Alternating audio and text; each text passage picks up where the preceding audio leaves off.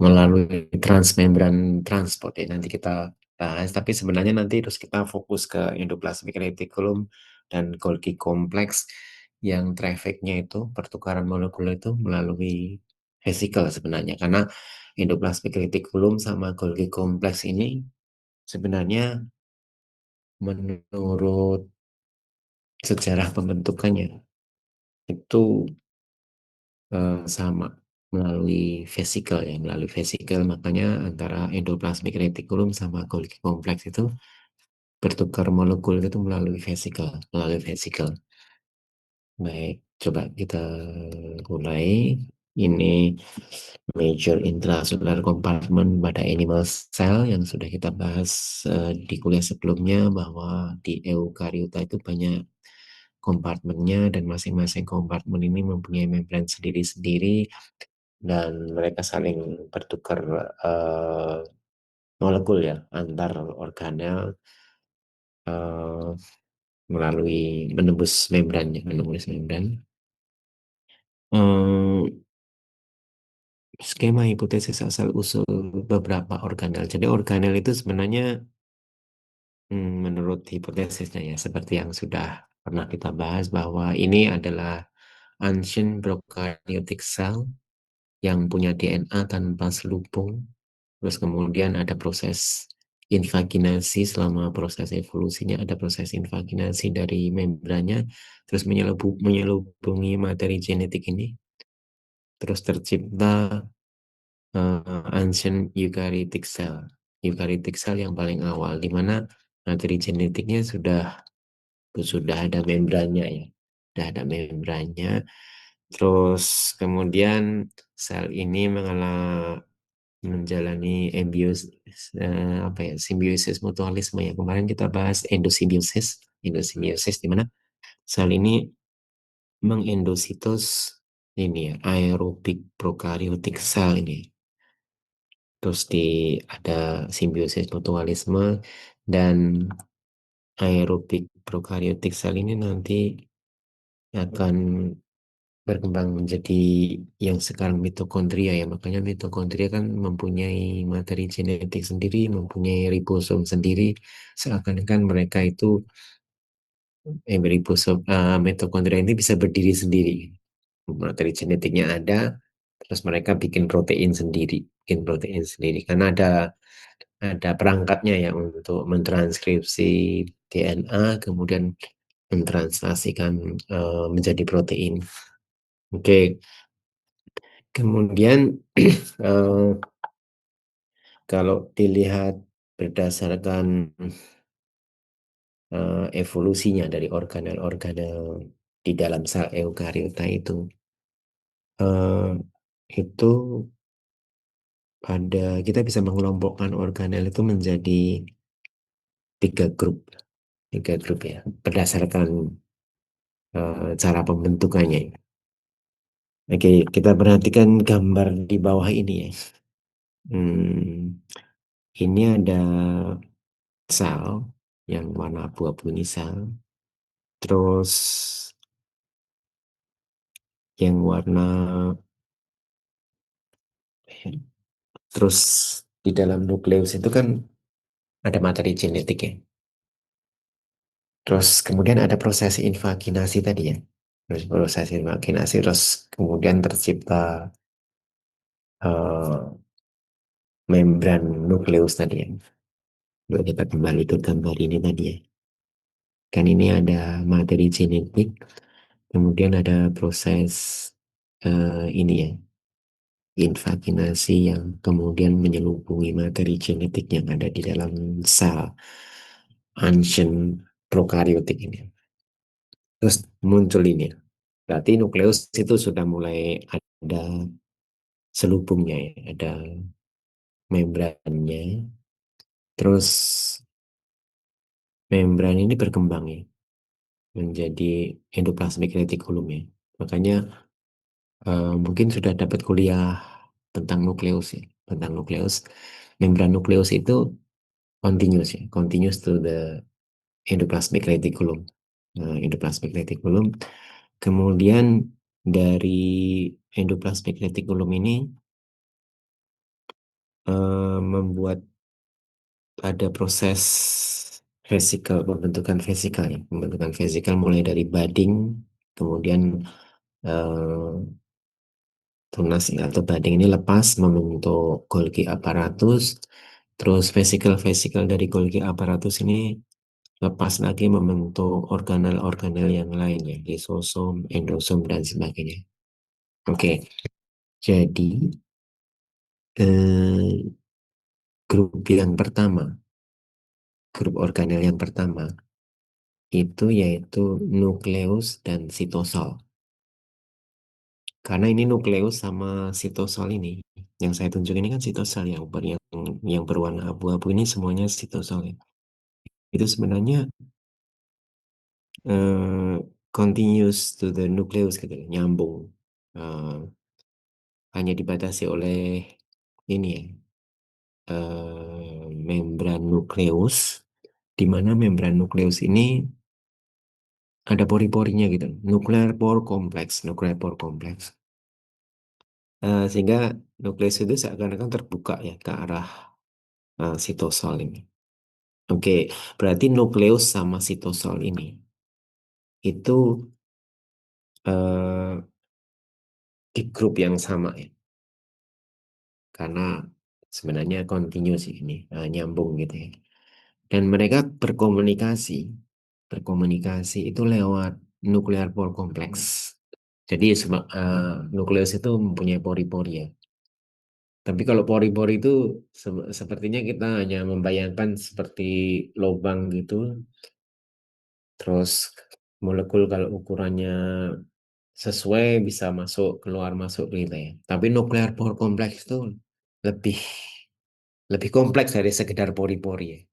Eh, karena ternyata perpindahan molekul dari nukleus ke sitosol, kemudian dari sitosol masuk ke nukleus, itu harus melalui adanya semacam reseptor ya, reseptor yang harus menangkap molekul yang mau keluar atau sebaliknya yang ada molekul mau masuk itu harus ditangkap oleh reseptor yang ada di struktur nuklear pore kompleks itu.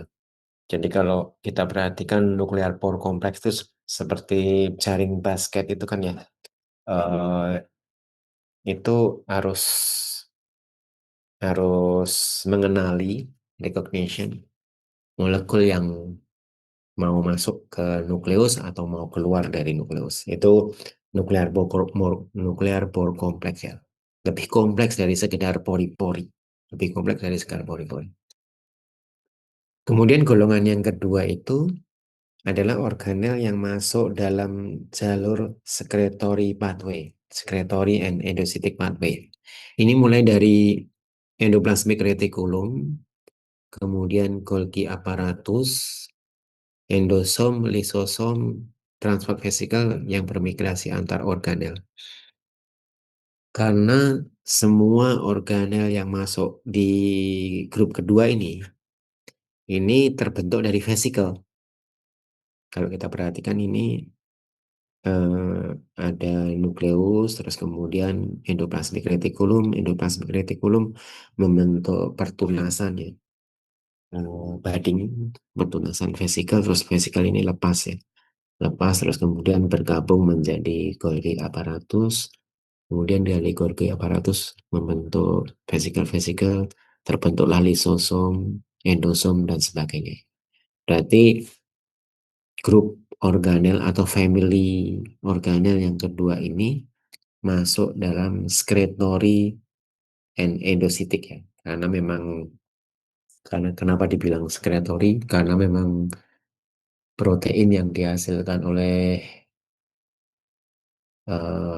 transkripsi dan translasi itu kan dimulai dari ribosom ya. Ribosom itu ada di endoplasmic reticulum. Kemudian hasil translasi dari ribosom yang nempel di endoplasmic reticulum ini akan masuk ke badan Golgi untuk mengalami modifikasi ya, untuk mengalami modifikasi. Dan setelah proses modifikasi, protein ini akan didistribusikan ke segala targetnya. bisa keluar sel, bisa tinggal di sitosol, bisa ke organel yang lain. Itu jalur secretory pathway itu.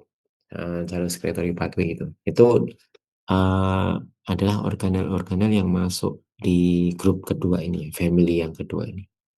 Eh, Mereka bisa dibilang topologically equivalent, topologically equivalent karena semua terbentuk dari vesicle ya. Kemudian ada grup yang ketiga yang datang dari luar tadi. Ini yang masuk di golongan ini adalah mitokondria dan kalau di tanaman di tumbuh-tumbuhan itu plastida dia. Plastida itu. Oke, karena mereka mitokondria atau plastid ini kan datangnya dari luar kan ya. Menurut menurut hipotesisnya itu datang dari bakteri aerobik. Kalau di tumbuhan itu cyanobacteria yang diendositos oleh sel eukariota yang paling awal. Makanya mereka mempunyai DNA sendiri. Nah, itu adalah golongan yang ketiga. Nah, ini adalah apa family of organel berdasarkan evolusinya. Ya, tadi ada nukleus dan sitosol, kemudian organel yang masuk jalur sekretori dan endositic pathway tadi, mulai dari ER, endoplasmic reticulum, kemudian Golgi, aparatus, endosom, lisosom, dan sebagainya. Terus yang ketiga, mitokondria dan plastida. Oke, nah kalau kita fokus ke gimana organel tersebut berkomunikasi tadi ya, berkomunikasi tadi. Jadi ada perpindahan protein atau molekul antar organel yang disebut gated transport. Gated transport itu protein bermigrasi antara sitosol dan nukleus melalui nuklear pore kompleks. Nah, nanti kalau kayaknya kuliahnya Bu Anita ya membicarakan tentang nukleus itu perpindahan dari sitosol masuk ke nukleus atau dari nukleus mau keluar ke sitosol itu bukan hanya sekedar pori-pori, tapi di situ ada mekanisme gated ya, sangat selektif, gated transport. Kemudian ada transmembran transport, itu adalah semacam transporter ya, secara langsung mentransport protein yang spesifik melalui membran dari sitosol ke organel yang secara topologi itu berbeda. Jadi misalnya ada protein yang asalnya dari sitosol mau masuk ke endoplasmic reticulum atau mau masuk ke mitokondria. Ini kan antara dua bagian yang evolusinya berbeda ya. Tadi kan sitosol bukan masuk dalam secretory pathway ya. Tapi ada molekul yang dari sitosol mau masuk ke endoplasmic reticulum misalnya, atau dari sitosol mau masuk ke mitokondria misalnya. Itu transportnya disebut transmembran transport. Transmembran transport. Terus kemudian golongan transport yang ketiga yaitu vesicular transport. Dari istilahnya ini berarti ini transport yang dibawa molekulnya itu dibawa oleh vesicle, dibawa oleh vesicle. Transport protein melalui pembentukan vesicle. Jadi ada proses uh, budding, pembentukan tunas tunas dulu dari lumen organel asalnya, kemudian terus membentuk vesicle. Vesicle ini akan bermigrasi ya, bermigrasi targetnya, ke targetnya. Nah, ini yang masuk golongan vesicular transport ini termasuk yang organel yang akan kita bicarakan di kuliah ini ya. Endoplasmic reticulum, terus ke Golgi kompleks. Karena endoplasmic reticulum sama Golgi kompleks ini secara topologi itu ekuivalen. Semuanya terbentuk dari vesicle. Makanya mereka bertukar molekul itu melalui vesicular transport. Oke, jadi di dalam sel itu, dalam sel eukariota itu ada mekanisme perpindahan molekul yang berbeda, mekanismenya berbeda ya. Yang gambar panah merah ini adalah gated transport, itu terjadi antara sitosol sama nukleus melalui nuklear pore kompleks tadi. Kemudian yang warna biru ini adalah transmembran transport. Transmembran transport itu adalah perpindahan molekul dari sitosol ke organel-organel misalnya mitokondria, endoplasmic reticulum, plastida atau peroksisom. Jadi ini antara organel yang secara topologik itu not equivalent karena sitosol sama mitokondria misalnya kan beda cara pembentukannya ya. Kemudian sitosol dengan endoplasmic reticulum juga beda, proses pembentukannya berbeda. Terus yang terakhir yang digambarkan dengan panah hijau itu adalah pertukaran molekul antara organel-organel yang secara topologically itu ekuivalen. Jadi pembentukannya serupa ya melalui vesikel. Itu disebut dengan vesicular transport. Baik, kemudian ini gambar dari membran bound compartment of cytoplasm, endomembran system ya, endomembran yang disebut endomembran system di mana masing-masing organel itu mempunyai membran sendiri-sendiri dan ada pertukaran molekul di antara organel-organel di dalam sel itu ya, eh, yang sangat kompleks. Jadi yang disebut endomembran system itu material are settled between organel by transport vesicle melalui vesicle tadi. Kemudian transport vesicle itu disingkat TV ya, TV. Transport vesicle ini akan bergerak, ada tracknya ternyata. Ada tracknya, jadi nggak random, tapi ada tracknya. Track ini dibentuk atau disusun oleh mikrotubul dan mikrofilamen. Jadi ingat ya bahwa sel eukariota itu salah satu karakteristik dari sel eukariota itu mereka mempunyai sitoskeleton ya, yang nggak terdapat pada prokariota. Dan sitoskeleton ini fungsinya sangat dinamis ya. Eh, Kalau selnya itu nggak dalam keadaan bermitosis, itu filamen-filamen mikrotubul dan mikrofilamen ini berfungsi untuk membentuk track di mana molekul itu akan lewat tracknya. Bisa juga untuk locomotion, misalnya untuk pergerakan sel, untuk khusus untuk sel-sel yang memang bergerak ya. Nanti begitu sel itu memasuki periode bereproduksi atau mau membelah, mikrotubul mikrofilamen ini berubah fungsi, bisa bertransformasi menjadi benang-benang spindle yang akan menarik kromosom dari tengah menuju bidang ekuator, kemudian tarik ke kutub yang berlawanan. Jadi sitoskeleton sangat dinamis ya, bisa bisa berfungsi yang lain gitu ya. Kembali ke sini tadi, TV atau transport vesicle itu move on track formed by microtubule and microfilament. Kemudian at the destination, setelah sampai tujuannya, vesicle fuse with membrane of the acceptor compartment. Jadi ada proses pertunasan, pembentukan vesicle dari organel asalnya, kemudian terbentuk vesicle. Vesicle itu akan bergerak menuju targetnya melalui track yang disusun oleh mikrotubul dan mikrofilamen tadi. Terus begitu sampai tujuannya, dia akan berfusi, akan melebur ke membran dari akseptor kompartmen sama oleh organel yang menerimanya. Jadi kalau kita sederhanakan, pergerakan molekul antar organel yang masuk dalam excretory pathway tadi, yang yang bertukar melalui vesicle tadi, itu dimulai dari yang bawah ini ada organel sumber dari molekulnya ya. Terus kemudian terbentuk budding, donor compartment budding ini. Eh, di sini digambarkan bahwa molekul yang mau dipindahkan itu ada yang berwarna biru, ada yang berwarna putih ya.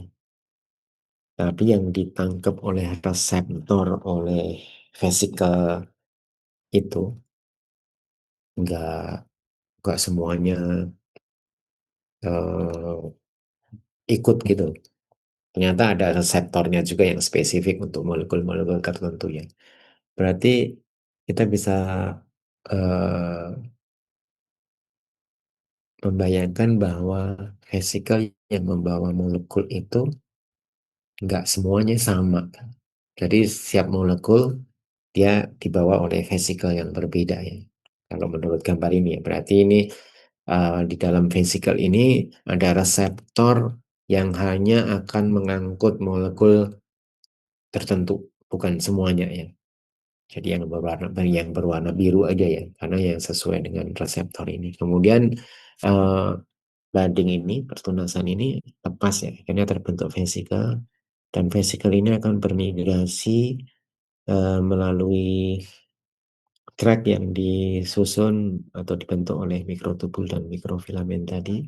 Setelah sampai di tujuannya, dia akan berfusi ke organel targetnya ya. Ya, misalnya ini endoplasmic reticulum ya, dalam rangka untuk memindah protein menuju ke Golgi apparatus misalnya, ya akan melalui mekanisme seperti ini. Jadi ada vesikel, pembentukan vesikel, terus vesikel bermigrasi melalui track yang dibentuk oleh mikrotubulan mikrofilamen tadi, terus kemudian berfusi dengan target organelnya, misalnya Golgi apparatus. Nanti dari Golgi apparatus mau ke, misalnya mau ke lisosom atau ke endosom, ke organel-organel yang lain, mekanismenya seperti ini juga, asalkan organel itu masih dalam tadi ya, grup grup yang ekuivalen tadi ya, transportnya melalui eh, transport vesikel tadi, vesikular transport tadi ya. Baik, nah berbicara mengenai tadi ya, endoplasmic reticulum ke Golgi kompleks, itu kedua kedua organel ini memang topologically equivalent. Berarti pembentukannya sama ya melalui vesikel. Sering disebut secretory pathway, jadi jalur mulai dari endoplasmic reticulum, Golgi kompleks, terus kemudian ke organel yang ekuivalen tadi, itu sering disebut dengan secretory pathway. Karena memang protein itu disintesis di endoplasmic reticulum, karena di endoplasmic reticulum itu kan ada ribosomnya ya, nempel ribosom itu. Dan kita tahu bahwa ribosom itu tempat ditranslasikannya protein. Oke. Kemudian protein itu kalau terutama di eukariotik ya, setelah ditranslasi di endoplasmic reticulum harus dimodifikasi kan, harus melipatnya harus benar, harus kemudian ditambahkan glikan untuk proses foldingnya dan memodifikasi protein itu supaya nanti bisa berinteraksi dengan protein yang lain, itu perlu modifikasi ya. Kalau saudara baca di buku-buku biologi sel apa-apa itu sering disebut post-translational modification ya. Karena modifikasi setelah proses translasi itu terjadi di Golgi kompleks ya, terjadi di Golgi kompleks. Kemudian setelah mengalami modifikasi, protein tersebut akan ditransport from Golgi to various destination, bermacam targetnya gitu ya, bermacam targetnya. Itu yang disebut biosynthetic pathway. Eh, jalur protein itu disekresi melalui jalur ini. Terus kemudian disekresikan bisa keluar sel atau bisa ke organel yang lain atau ada juga protein yang setelah dari Golgi aparatus dikirimnya ke sitosol. Ya. Oh, diem di situ maksudnya eh, nggak ke organel yang lain. Oke, sekretori itu mensekresikan protein dari oleh sel itu sebenarnya ada yang disebut yang sifatnya itu konstitutif ya. Constitutive secretion itu maksudnya materials are transported in secretory vesicle from the site of synthesis and discharged into extracellular space in continual manner. Berarti yang disebut constitutive secretion itu terus menerus gitu ya. Sekresinya terus menerus gitu. Kemudian ada yang disebut regulated secretion. Ini adalah material stored as membrane bond package and discharged only in response to appropriate stimulus. Jadi sebenarnya perbedaan dari kedua mekanisme sekresi ini adalah kalau yang konstitutif itu terus-menerus disekresi keluar sel gitu ya. Eh, tapi yang kedua, yang regulated secretion itu disimpan dulu, disimpan dulu dalam vesicle gitu ya. Nanti setelah ada stimulasi dari molekul lain, baru vesicle ini akan lysis ya, akan pecah terus terus molekul yang tersimpan dalam vesicle tadi akan dibebaskan keluar sel. Oke, mungkin ada contoh dari protein yang sekresinya regulated secretion seperti ini ya. Seperti hormon FSH misalnya. Hormon FSH itu disekresi dari sel gonadotroph yang ada di pituitary gland ya. Yang ada di pituitary gland itu sebenarnya ada mekanisme yang regulated ya, di mana FSH ini akan disimpan di dalam vesicle-vesicle. Kemudian kalau dia vesicle ini menerima stimulasi dari GnRH, gonadotropin releasing hormone, itu baru vesicle-vesicle ini terbebaskan ya, lysis terus keluar dari sel gonadotroph tadi. Oke, itu mekanisme regulated. Berarti harus disimpan dulu, begitu ada stimulasi baru dibebaskan. Eh, Selain secretory pathway, ada endocytic pathway. Material move from outer space of the cell to compartment such as endosomes and lysosome, for example. Jadi sel kita itu bukan hanya mengeluarkan protein, ya. Bukan hanya memproduksi protein, tapi ada pathway, jalur yang masuk ya, di mana protein-protein itu dari luar sel kemudian masuk ke organel ya, misalnya ke endosom, kemudian dari endosom ini akan dikirim ke lisosom. Itu ada jalur masuk nih, jalur masuknya, endocytic pathway. Ini ada gambar yang mendeskripsikan tadi ya, secretory pathway yang arahnya keluar sama yang endocytic pathway yang arahnya masuk ya ke dalamnya. Kalau yang secretory pathway ya contohnya sintesis protein tadi ya. Di nukleus ini ada materi genetik, kemudian materi genetik ini akan ditranskripsi eh, menjadi messenger RNA kan ya. Messenger RNA akan dikirim keluar ke ribosom. Ke ribosom yang adanya ribosom itu di endoplasmic reticulum. Oke, jadi proses translasi terjadi di endoplasmic reticulum. Kemudian protein ini akan dikirim ke Golgi aparatus ya melalui vesicular transport. Vesicular transport. Oke, melalui proses perpindahan tadi ya, terbentuk tunas, kemudian dari tunas terbentuk vesikel. Vesikel ini akan berfusi dengan organel targetnya. Dalam contoh ini Golgi aparatus ya, masuk ke Golgi aparatus, dan Golgi aparatus itu bertingkat gitu ya, ada tahapannya proses modifikasi protein di Golgi itu.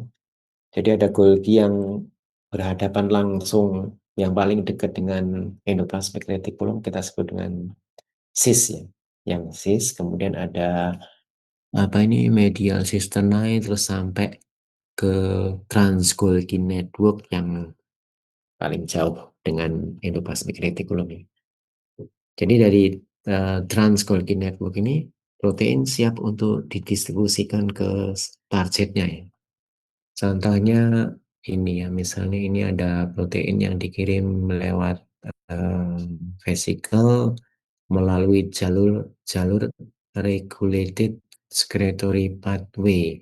Berarti ini ada tahapan di mana protein ini disimpan dulu dalam membran bound vesicle ya, dalam vesicle, terus nunggu kalau ada stimulasi baru vesicle ini akan lysis ya, terus kemudian proteinnya lepas keluar sel. Ini yang regulated manner ya, yang regulated secretory pathway.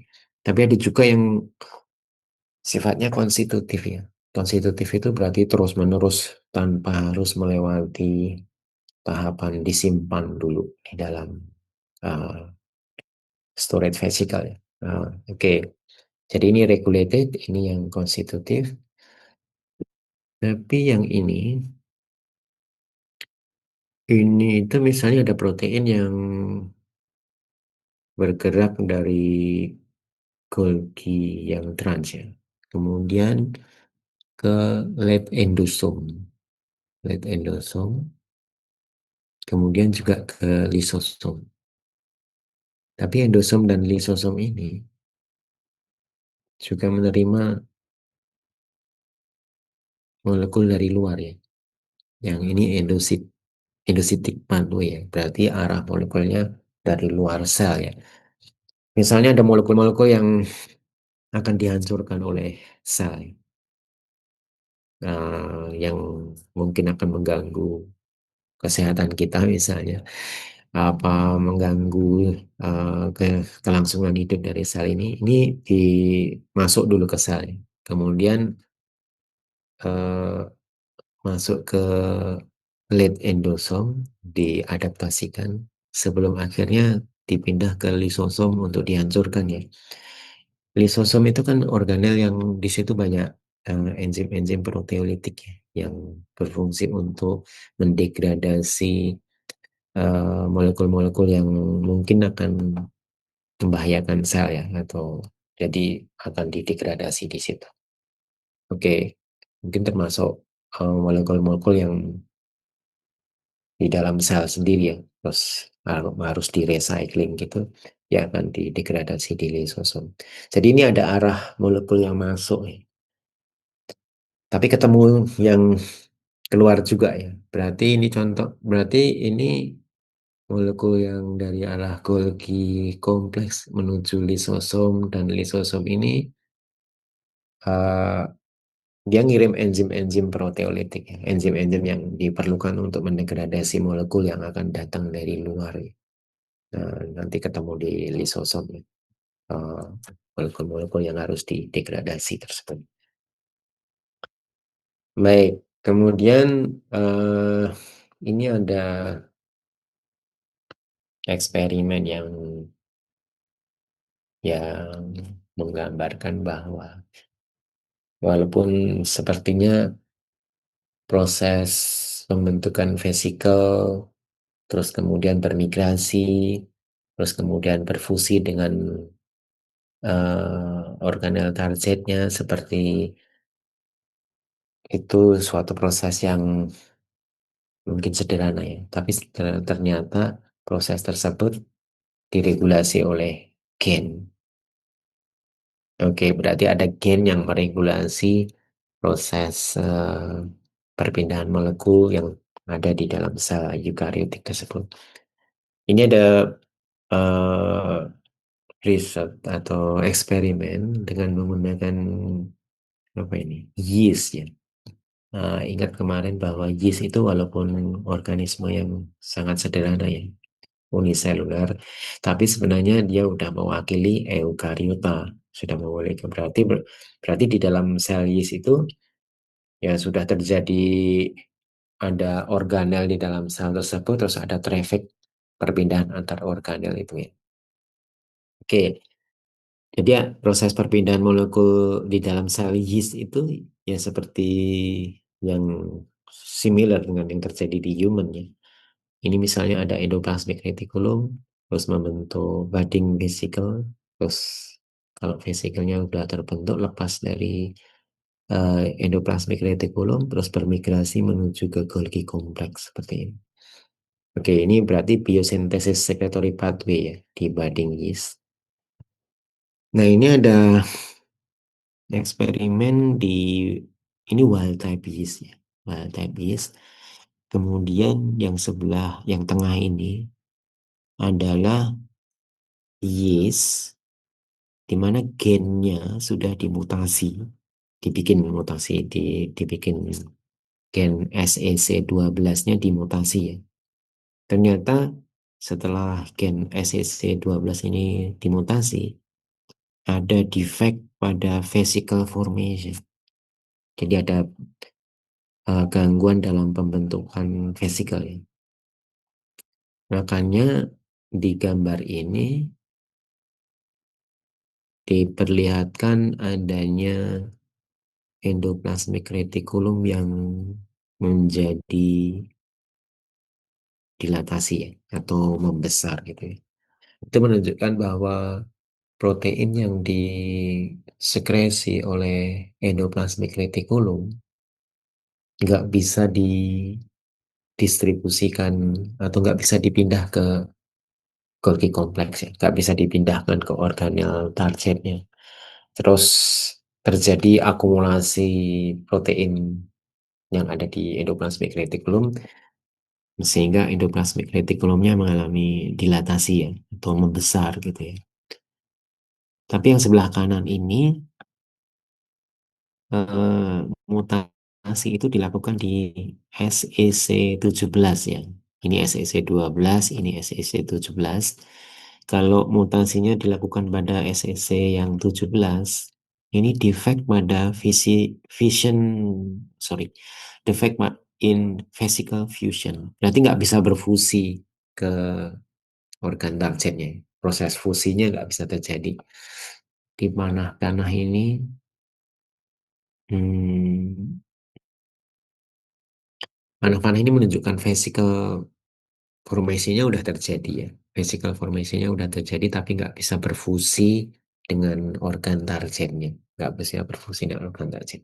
Oke, berarti mulai dari pembentukan vesicle sampai kemudian proses fusinya itu suatu proses yang dikendalikan oleh gen juga. Dalam contoh ini di yeast ya ada gen yang mungkin gennya ini masih masih dalam satu family ya, karena ada SEC12, ada SEC17. Mereka fungsinya berbeda ya. Yang SEC12 bertanggung jawab untuk pembentukan vesicle formation. Kemudian SEC17 ini fungsinya lebih ke proses fusi dari vesicle tersebut setelah sampai ke targetnya ya. Oke, kemarin mungkin udah kita bahas juga bahwa ini contoh dari gen yang tadinya mengalami duplikasi ya, mengalami duplikasi terus kemudian menjadi gen yang lain, tapi kan fungsinya masih mirip-mirip ya. Yang satunya bertanggung jawab untuk pembentukan vesicle, yang satunya bertanggung jawab untuk fusi dari vesicle tersebut. SEC17. Oke, Baik. Eh, Two type of endoplasmic reticulum sudah saya kira semua udah tahu ya. Di endoplasmic reticulum itu ada yang jenisnya rough ya, karena di situ ada ribosom yang menempel. Terus ada juga yang endoplasmic reticulum itu yang smooth ya, SI, SIR itu yang tanpa ada ribosom yang melekat di endoplasmic reticulum tersebut. Oke, ini gambaran nukleus yang mempunyai nuklear pore kompleks. Terus kalau kita perhatikan sebenarnya membran nukleus ini continuous untuk membentuk endoplasmic reticulum ya. Endoplasmic reticulum seperti ini. Dan endoplasmic reticulum ada dua, ada yang rough, ada yang smooth. Yang smooth itu tugasnya ngapain? Fungsinya synthesis of steroid hormone in the endocrine cell. Jadi kalau di endocrine cell, smooth endoplasmic reticulum itu mensintesis steroid hormone. Eh, Misalnya, ini contoh contoh sel yang ada di gonad ya. Eh, itu smooth endoplasmic reticulumnya mensintesis steroid hormone. Pada sel liver, ser ini juga berfungsi untuk detoxification, uh, find variety of organic compound, and also sequestering calcium ion within the cytoplasm of cell. Sequestering itu maksudnya me- apa ya, melingkupi gitu ya, membungkus kalsium ion di dalam sitoplasma dari sel ya, membentuk eh, apa vesikel gitu ya, terus dilindungi oleh oleh endoplasmic reticulum yang smooth ini. Oke, sedangkan yang rough endoplasmic reticulum ini, endoplasmic reticulum ini karena ada ribosomnya, ya berarti mensekresikan protein kan ya, karena ribosom ini akan eh, untuk sintesis protein. Biasanya mensekresikan integral membran protein, kemudian soluble protein within compartment, ER, Golgi, lisosom, endosom, dan sebagainya. Sedangkan eh, tadi ribosom itu yang melekat di endoplasmic reticulum terus membentuk rough endoplasmic reticulum ya. Tapi ada juga ribosom itu yang free, ya. Berarti dia nggak melekat pada endoplasmic reticulum. Itu biasanya mensintesis protein-protein yang akan reside, akan menduduki sitosol ya. Yang ada di sitosol itu biasanya disintesis oleh ribosom yang nggak melekat di endoplasmic reticulum. Atau peripheral protein di cytosolic surface dari suatu sel, protein that are transported to the nucleus, protein to be incorporated into peroxisome and chloroplast and mitochondria. Jadi ada tugasnya masing-masing ya. Ada ribosom yang melekat di endoplasmic reticulum ini biasanya mensintesis protein-protein yang akan disekresikan karena akan lewat jalur secretory pathway tadi ya, yang akan menuju ke Golgi tadi.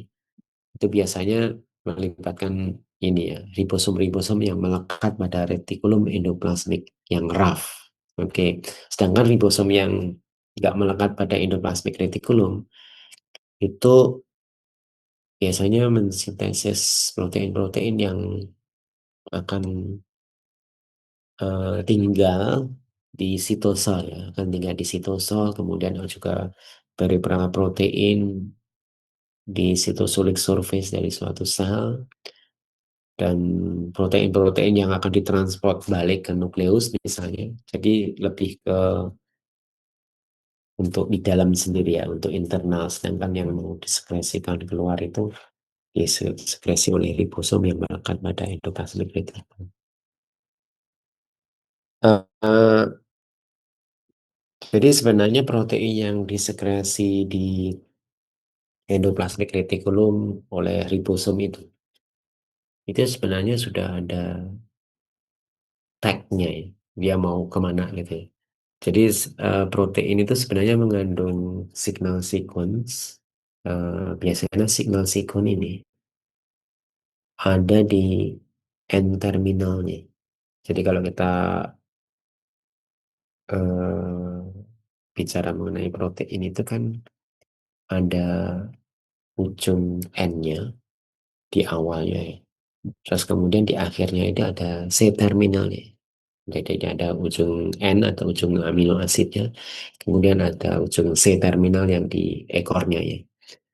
Nah, signal sequence itu biasanya menduduki atau menempati lokasinya itu ada di ujung depannya ya, N terminusnya. The polypeptide move into cisternal space of the endoplasmic reticulum through protein line aqueous channel in the ER membrane. Jadi sebenarnya uh, protein yang akan disekresikan itu kan masuk jalur secretory pathway tadi ya. Itu ada tagnya ya. Begitu disintesis oleh ribosom, ada signal sequence-nya. Signal sequence ini akan menuntun protein ini untuk masuk ke lumen endoplasmic reticulum. Oke, eh, nanti kita lihat mekanismenya ya. Nah, oke, jadi gambar ini adalah endoplasmic reticulum yang dilekati oleh ribosom ya. Gambar elektron micrografnya menunjukkan adanya bulatan-bulatan hitam ini adalah ribosom, di mana tempat sintesis protein, dan protein dari hasil sekresi ini akan dituntun masuk ke lumen endoplasmic reticulum sebelum akhirnya nanti akan dipindah ke Golgi kompleks ya, Golgi kompleks. Ini gambar yang sama yang menunjukkan rough endoplasmic reticulum. Terus ini ada gambar menggunakan fluoresen yang berwarna merah ya. Jadi mungkin ini stainingnya spesifik ke protein-protein yang ada di endoplasmic reticulum ya. Terus gambar ini menunjukkan bahwa posisi dari endoplasmic reticulum itu di luar dari nukleus ya, hampir continuous to the nucleus ya. Di sepanjang tepi dari nukleus ini endoplasmic reticulum semua. Oke, kembali ke tadi ya. Peran dari signal peptide yang akan membawa protein itu masuk ke lumen dari endoplasmic reticulum ya. Jadi yang berwarna hijau ini adalah ribosom. Seperti yang sudah kita ketahui, ribosom itu ada small unit dan large unit ya. Dan ya ya, small sub unit and large sub unit ya. Terus yang warna kuning itu adalah messenger RNA-nya yang dibaca oleh ribosom ya. Oke. Terus kemudian yang di sini yang warna biru ini adalah endoplasmic reticulum, membran dari endoplasmic reticulum. Terus yang warna biru muda ini adalah lumen dari endoplasmic reticulum. Oke, kemudian di sini messenger RNA yang dibaca oleh ribosom ini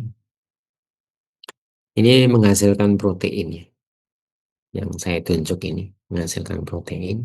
Dan kebetulan ini contoh protein yang akan diskresikan ya, akan diskresikan. Jadi di N-terminusnya itu, di ujung depan dari protein ini, mengandung signal sequence. Mengandung signal sequence. Nah, signal sequence ini akan ditangkap oleh SRP ya. Tahapan nomor satu, signal sequence bind to the signal recognition particle atau SRP. Yang saya tunjuk ini SRP ya. Kemudian kompleks antara signal sequence dengan SRP ini eh, akan berikatan dengan SRP reseptor. tahapan nomor 2. Jadi di membran endoplasmic reticulum itu ada SRP reseptor ini yang saya tunjuk ini yang akan nangkep kompleks kompleks antara signal sikun dengan SRP ini. Berarti yang ini ya tahapan kedua ya. Ini SRP plus SRP recognition particle yang sudah berikatan dengan signal sikun tadi akan ditangkap oleh SRP reseptor ini. Setelah ditangkap, ribosom ini akan melekat ke yang warna biru ya, yang translokon ya, warna biru. Association of ribosome with translokon of the AR membrane. Jadi yang warna biru ini translokon akan dilekati oleh ribosom setelah terjadi binding antara SRP dan SRP reseptor tadi. Dia menduduki di sini. Kemudian protein yang keluar dari ribosom tadi kan mengandung signal peptide. Akan mengandung signal peptide. Berarti signal peptide itu hanya menuntun supaya protein ini eh, ditangkap oleh SRP reseptor, kemudian ribosomnya akan binding dengan translokon, terus setelah binding ke translokon, proteinnya akan masuk ke translokon ini ya, ke lumen dari endoplasmic reticulumnya. Jadi tahapan nomor 4 ini, signal sequence bind to the interior of the translokon.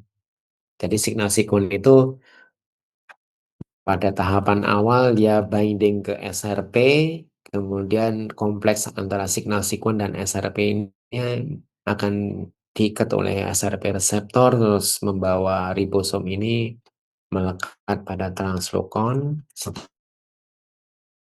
melekat,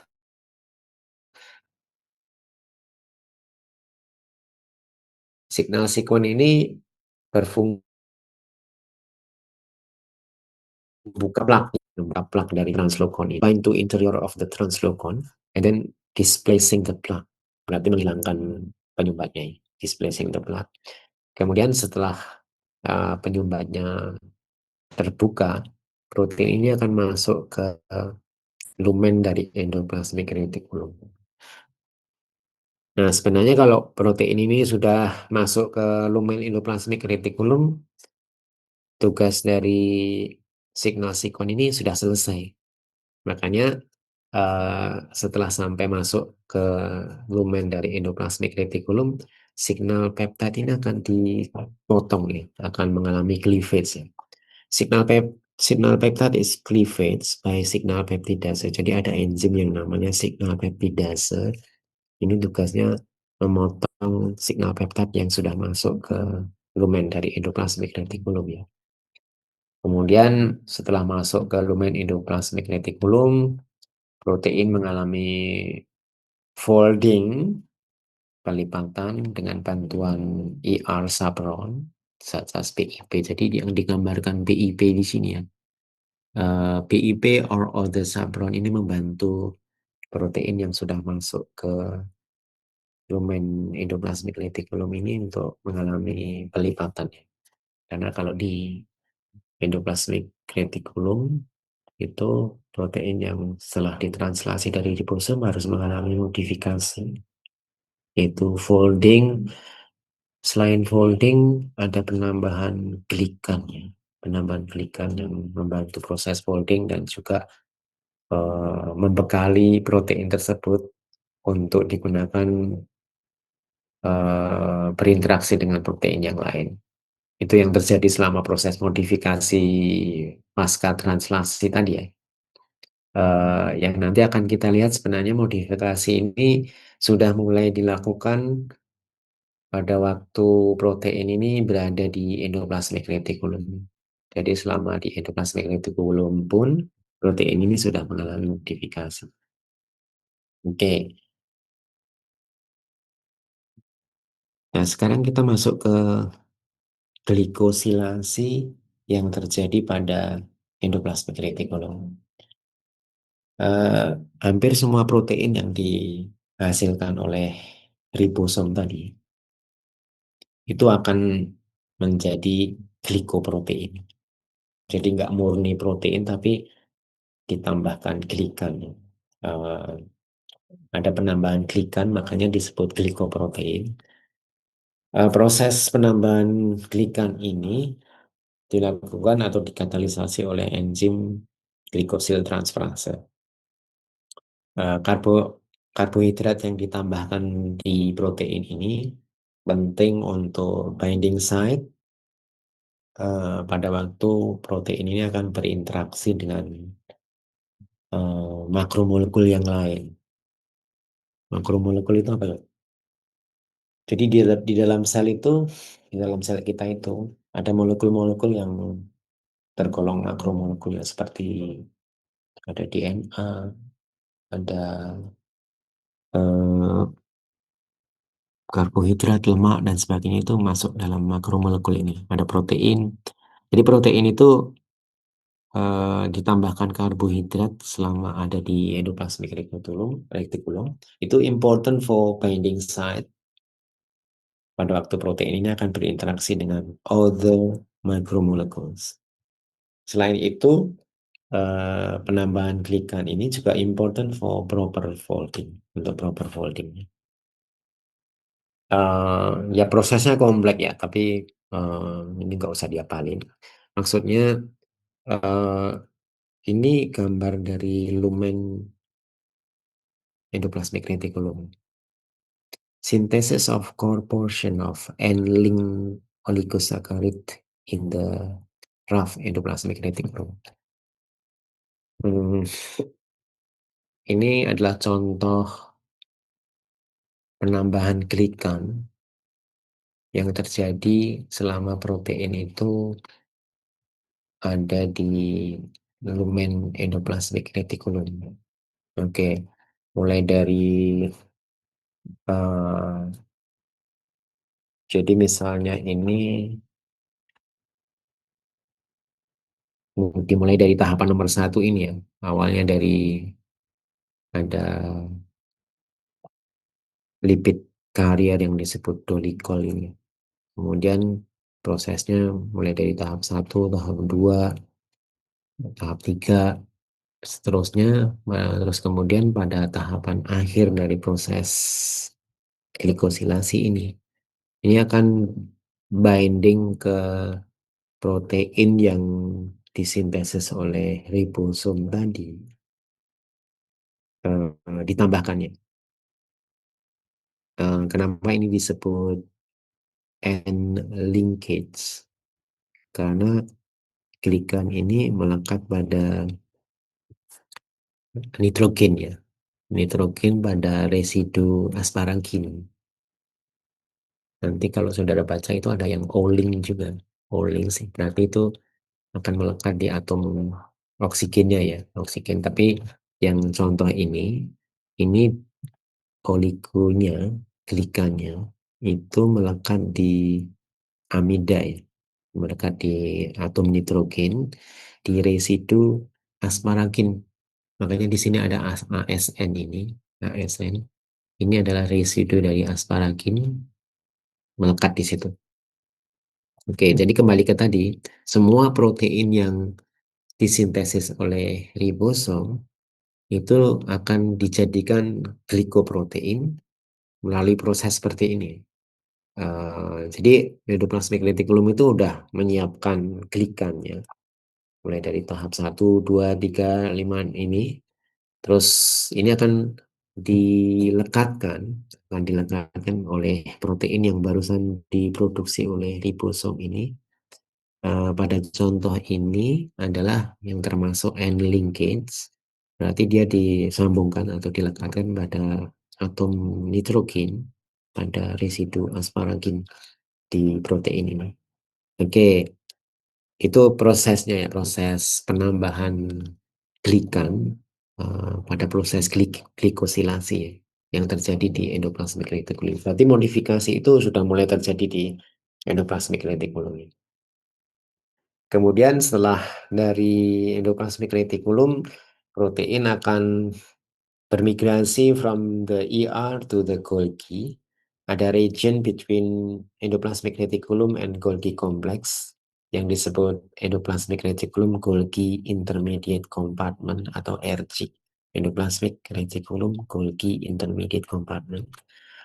Ini bermigrasi tadi ya, melalui vesicle tadi ya, vesicular tubular carrier that forms are called VTC. Jadi vesicle yang bermigrasi pada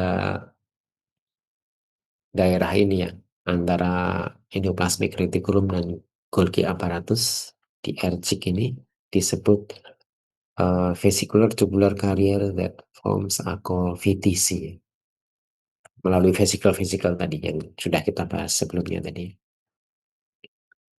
Terus sampai ke Golgi kompleks. Oke, sekarang kita pindah ke Golgi kompleks. Golgi kompleks itu ditemukan oleh orang yang namanya Camillo Golgi ya. Makanya setiap kali kita nulis Golgi kompleks itu harus huruf besar ya, karena itu nama orang. Invented by Camillo Golgi in 1898.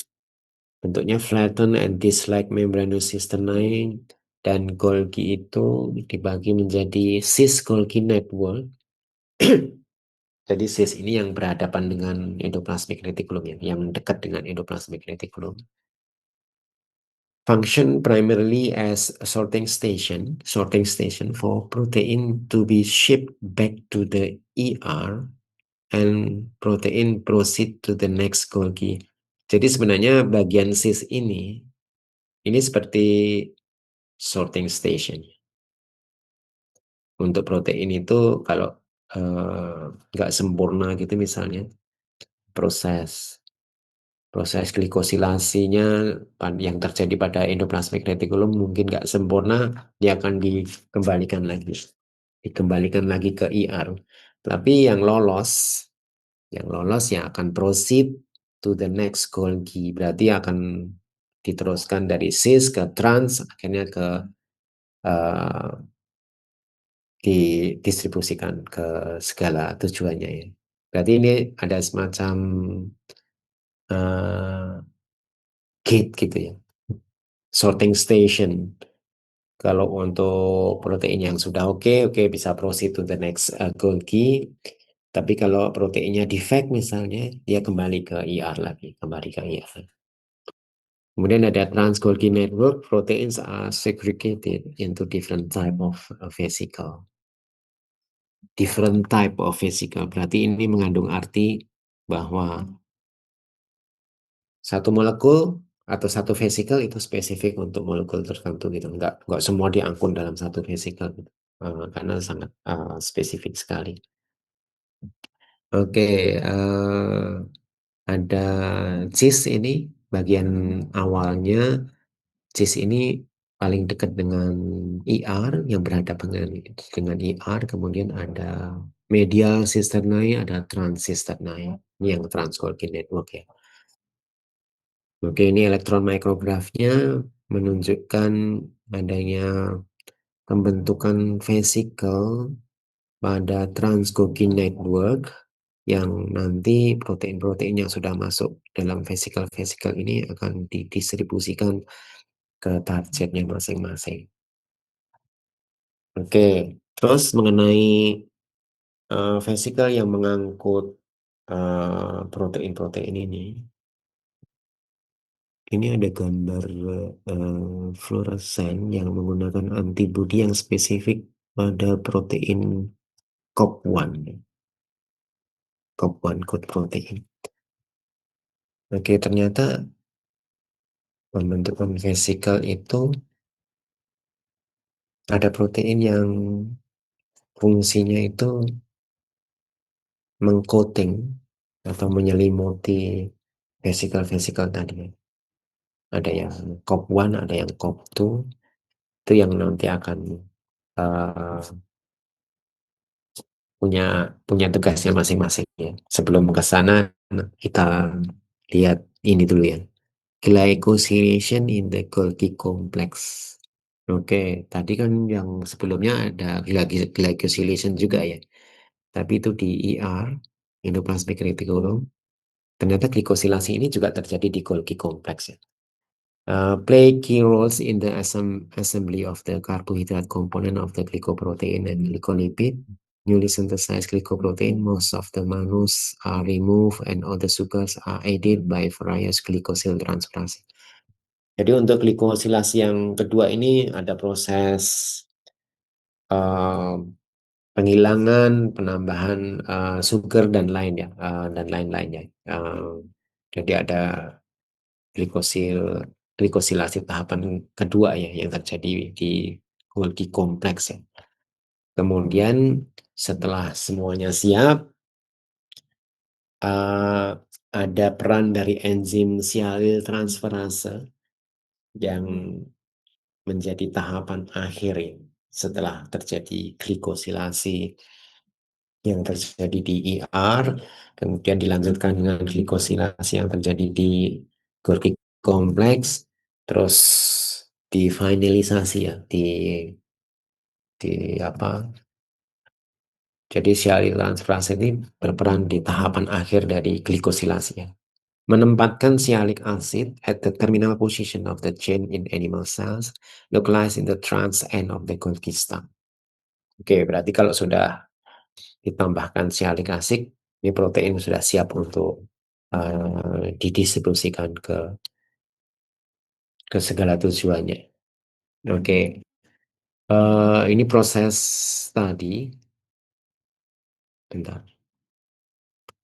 Step in the glycosylation of the typical mammalian end-linked oligosaccharide in the Golgi complex. Jadi mirip yang terjadi di endoplasmic reticulum tadi ya. Ada proses penambahan glikan ke dalam protein yang akan dimodifikasi tersebut sebelum akhirnya ditutup atau diakhiri dengan penambahan sialic acid tadi ya oleh sialyl transferase tadi. Oke, itu yang terjadi selama modifikasi protein di endoplasmic reticulum dan dilanjutkan di Golgi kompleks. Baik,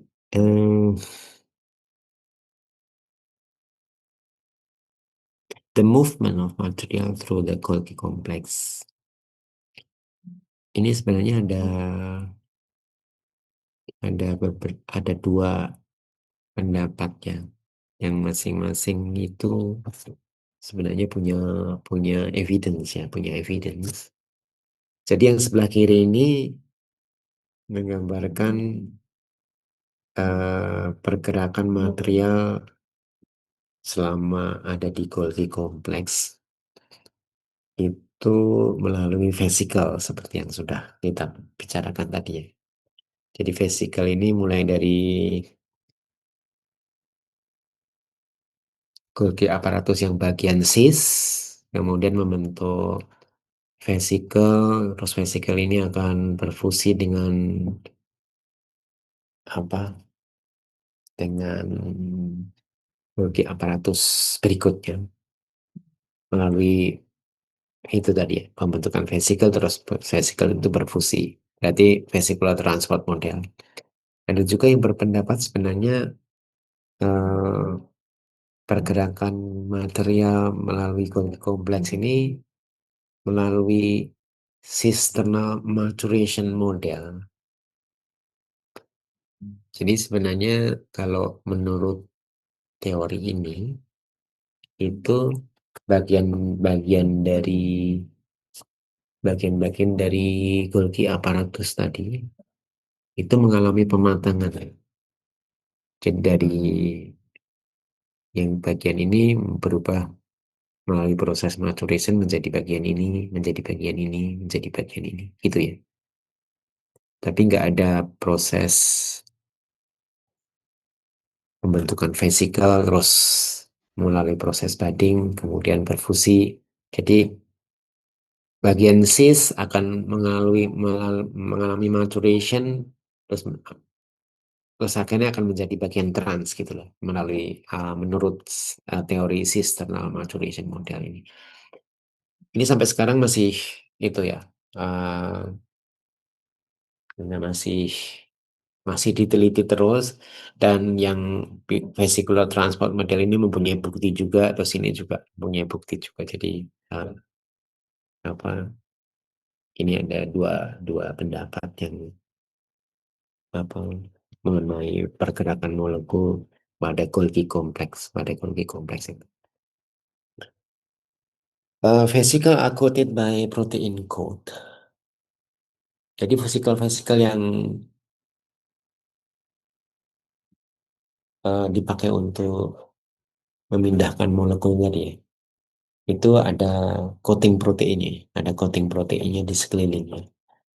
Protein coat is formed from soluble protein that assembles on the cytosolic surface.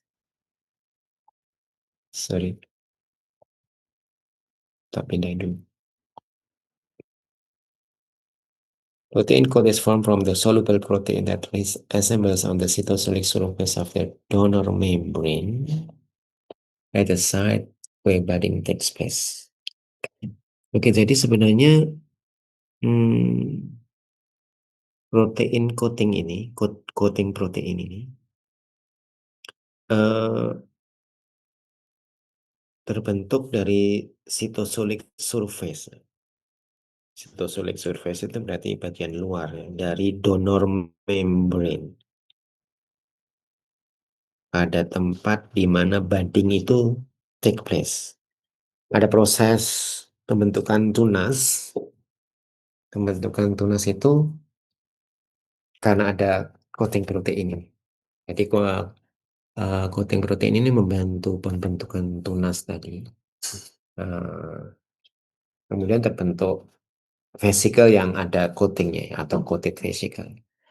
Jadi ini merupakan mechanical device that cause membrane to curve and then form a budding vesicle. Oke, jadi coating protein tadi membantu pembentukan vesicle memang. Provide mechanism of selecting component to be carried out by a vesicle. Dan macamnya nggak hanya satu ya. Coated vesicle yang protein yang menyelimuti vesicle-vesicle tadi jenisnya beda-beda.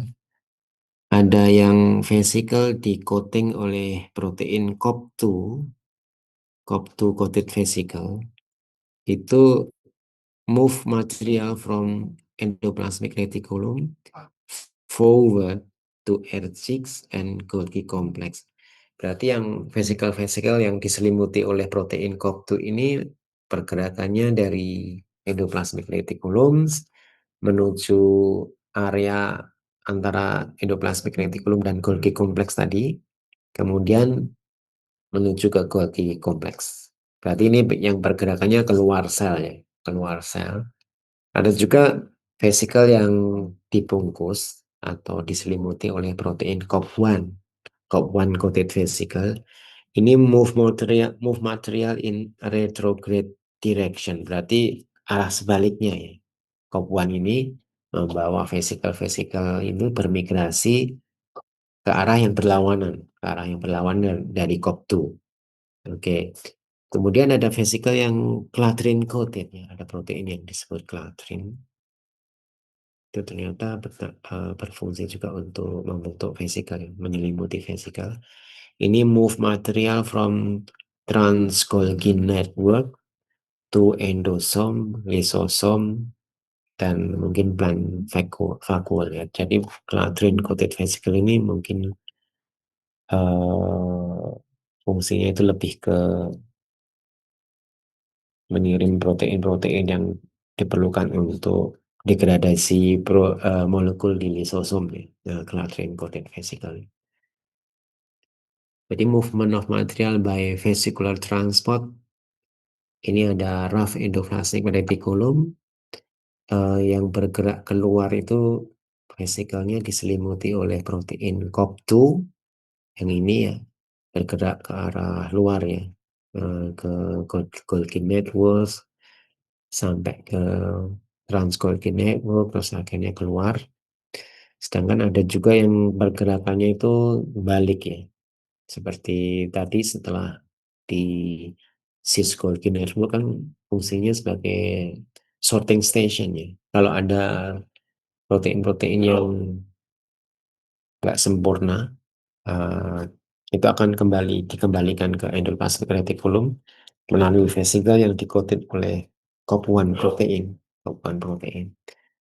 Terus kemudian yang di atas ini dari Trans-Golgi Network akan mengirim protein yang mungkin diperlukan untuk proses degradasi ke endosom dan lisosom, itu diselimuti oleh protein klatrin ya, klatrin coated vesicle. Oke, itu berbagai jenis protein yang menyelimuti vesicle yang fungsinya bisa beda-beda. Oh, habis. Oke. Itu kuliahnya jadi as a summary tadi memang dua organel yang kita bahas di kuliah ini, endoplasmic reticulum dan Golgi kompleks itu sebenarnya secara evolusi itu ekuivalen. Maksudnya mereka pembentukannya itu similar dari vesikel. Sementara kalau nukleus sama sitosol itu beda lagi tuh jalur pembentukannya itu. Jadi karena mereka topologically equivalent, mereka bertukar molekul itu melalui vesikel, pembentukan vesikel. Eh, jadi mulai dari proses budding, pertunasan, terus kemudian vesikel ini terbentuk, terus vesikel ini akan bermigrasi melalui tract yang disusun oleh mikrotubul dan mikrofilamen. Terus pada waktu sampai ke tujuannya dia akan berfusi ke targetnya. Oke, jadi ini sebenarnya jalur secretory pathway ya. Secretory pathway di protein itu disintesis di ribosom, kemudian masuk ke lumen endoplasmic reticulum, terus akhirnya dikirim ke Golgi untuk dimodifikasi. Tadi udah kita bahas modifikasi itu semacam apa ya. Nah itu eh, penambahan glikan tadi ya. Ada proses glikosilasi, penambahan karbohidrat dan gula tadi yang sebenarnya sudah dimulai di endoplasmic reticulum, terus berlanjut di Golgi kompleks, terus diakhiri dengan penambahan sialik asid tadi ya oleh sialil transferase tadi. Oke, setelah mengalami modifikasi, protein itu siap untuk didistribusikan ke tujuannya, segala tujuannya, dan eh, ada peran dari coated protein tadi yang menentukan pergerakan dari vesikel tadi apakah dia ke arah keluar atau retrograde atau ke arah endosom dan lisosom itu ditentukan oleh COP1, COP2 atau Clathrin coated vesicle tadi. Baik, saya stop sampai sini. Eh, Kalau ada pertanyaan, silahkan.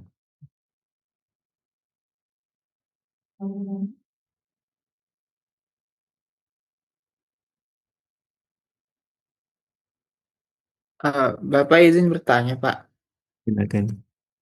Jadi uh, ini sebenarnya konfirmasi ulang sih, Pak. Jadi semua protein yang didistribusi ke seluruh tubuh dalam suatu sel, terutama sel manusia itu sebelum didistribusikan semuanya tanpa terkecuali memang dimodifikasi di badan Golgi, begitu, Pak? Bisa dikatakan iya, karena apa terutama di sel eukariota ya, bahwa protein itu harus melipat dengan benar, harus ada modifikasi pasca translasi yang terjadinya itu kalau saudara kamu baca di buku-buku itu modifikasi protein itu terjadi di Golgi kompleks, tapi sebenarnya sudah dimulai di endoplasmic reticulum. Terus prosesnya berlanjut sampai ke Golgi kompleks, dan itu penting ya, maksudnya penambahan glikan tadi penting untuk foldingnya, karena sebenarnya protein itu kalau nggak folding itu nggak berfungsi. Maksudnya kalau di sel eukariota ini harus melipat yang benar, Terus kemudian protein itu juga harus dibekali kalau nanti protein itu harus berinteraksi dengan protein yang lain. Makanya perlunya modifikasi ini untuk proper folding sama untuk kalau protein ini nanti berinteraksi dengan apa molekul-molekul yang lain gitu ya. Eh, jadi iya jawabannya iya bahwa terutama di sel eukariota semua protein yang disintesis oleh ribosom itu harus mengalami modifikasi. Makanya nanti kalau di riset gitu eh, kalau kita mengisolasi suatu protein misalnya, terus ada metode yang harus tetap mempertahankan folding dari protein tersebut supaya aktivitasnya itu nggak hilang. Sementara kalau proses isolasi proteinnya itu terlalu terlalu kuat misalnya, itu proteinnya ada tapi foldingnya hilang. Itu protein itu akan kehilangan aktivitasnya ya kalau foldingnya itu berubah konformasi dari folding proteinnya. Itu akan fungsinya hilang. Eh, Proteinnya ada, tapi aktivitasnya hilang karena mungkin ikatan disulfidnya sudah rusak dan semua ikatan hidrofobik, ikatan ionnya yang membentuk konformasi dari protein itu sudah dihilangkan semua rusak. Protein itu akan eh, kehilangan konformasinya ya, kehilangan foldingnya dan biasanya aktivitasnya akan hilang juga, akan hilang juga. Walaupun proteinnya masih bisa terdeteksi, tapi eh, fungsinya udah berubah gitu. Oke, baik, Bapak. Terima kasih, Ya, Bapak. kasih. Makanya kalau nanti saudara di risetnya itu harus menganalisa protein, kalian harus hati-hati ya, terutama enzim misalnya protein enzim itu. Kalau ngisolasinya pakai SDS misalnya, SDS itu deterjen yang kuat ya. SDS itu akan menghancurkan semua ikatan disulfida, ikatan hidrofobik, macam-macam.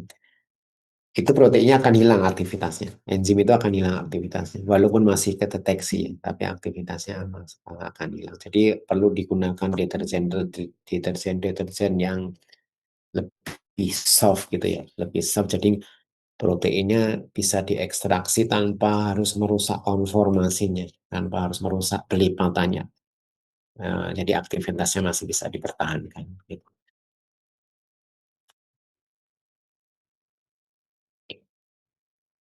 Ada lagi?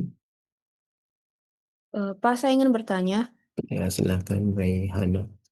apakah semua protein sekretori itu selalu melewati jalur RE atau retikulum endoplasma ke Golgi atau ada pengecualian tertentu? Terima kasih, Pak. Hmm, Oke. Eh, nggak semuanya sih. Nah, jadi ada apa ya? Eh, jadi proses sekresi protein itu ada yang lewat merocrine manner, ada yang apocrine manner. Coba nanti dicek di itu ya. Merocrine manner itu apa? Apocrine manner itu. Jadi jawabannya tidak. Jadi ada beberapa perkecualian suatu protein itu nggak lewat jalur secretory pathway, jadi lewat apocrine manner ya. Kalau yang merocrine manner itu lewat secretory pathway itu. Tapi ada juga yang dari ribosom mungkin eh, proteinnya terutama dari ribosom yang tadi ya, yang free ribosome. Yang free ribosome itu kan mensintesis protein-protein yang nantinya akan reside, akan bertempat, akan tinggal di sitosol ya, nggak disekresikan ya. Jadi ya untuk protein-protein semacam itu nggak harus lewat jalur secretory pathway. Jadi protein yang akan ada di sitosol dan mungkin akan kembali ke nukleus misalnya kan ada ya seperti enzim-enzim yang diperlukan untuk proses replikasi DNA misalnya. Itu kan dikode di nukleus, kemudian harus keluar nukleus menuju ribosom, dan setelah ditranslasi di ribosom, balik lagi ke nukleus, balik lagi ke nukleus. Itu kan bukan bukan protein yang akan disekresikan keluar kan. Berarti nggak harus lewat jalur secretory pathway tadi. Gitu. Baik, Pak, terima kasih. Ya, terima kasih.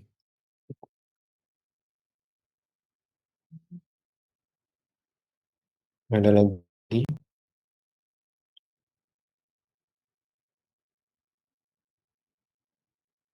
Kalau tidak ada, saya cukupkan kuliah saya sampai sini. Kemarin ada yang minta materinya ya. Ketuanya siapa nih? Siapa ya kemarin yang hubungi saya? Nanti saya itu aja ya. Kalian sudah punya itunya belum? Materi kuliahnya dari kakak-kakak kelas gitu.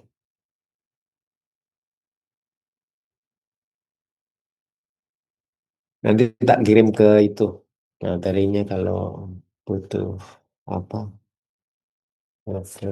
dari kuliahnya tak kirim ke siapa sih lupa namanya kemarin yang hubungi saya.